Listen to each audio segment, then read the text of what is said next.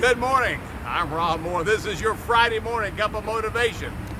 Hey, let me ask you, have you ever wondered, do you ever wrestle as I do with when's it ever going to happen?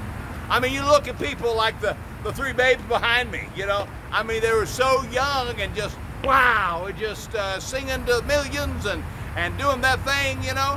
And I mean, for all you Swifties here, I thought maybe you'd really like this background here.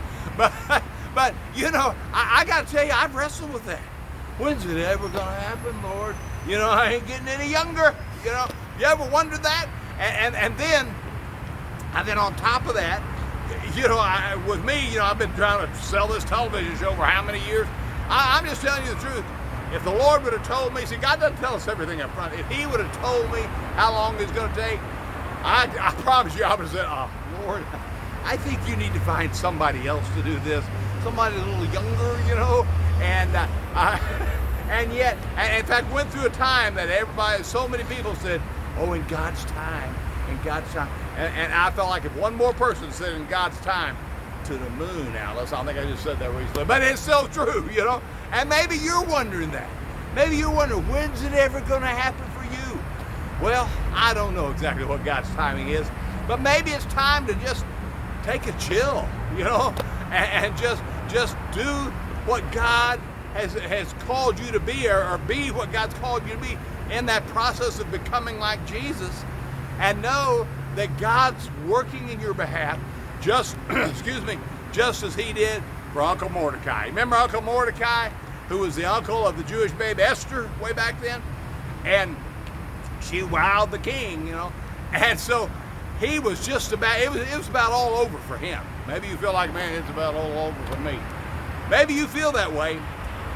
And yet, at one night, see, this is where we serve a God who caused the king to wake up in the middle of the night. He couldn't sleep during the night. He said, let me just check out, see what's been going on in the kingdom. Let me bring this up on my laptop here about the kingdom records. And so he scrolls down and he sees, oh, there was a guy named Mordecai who saved his rear.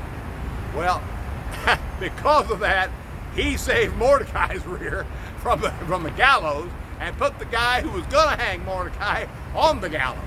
So, you know, I just want you to know, whether it's that or the time that man, it looked like it was curtains for the kids of Israel, and suddenly the angel of God shows up that night. This is over in 1 Kings or 2 Kings 18, I believe it is, 17 or 18.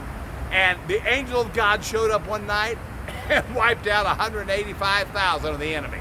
Well, folks, we serve the same God. You got to understand.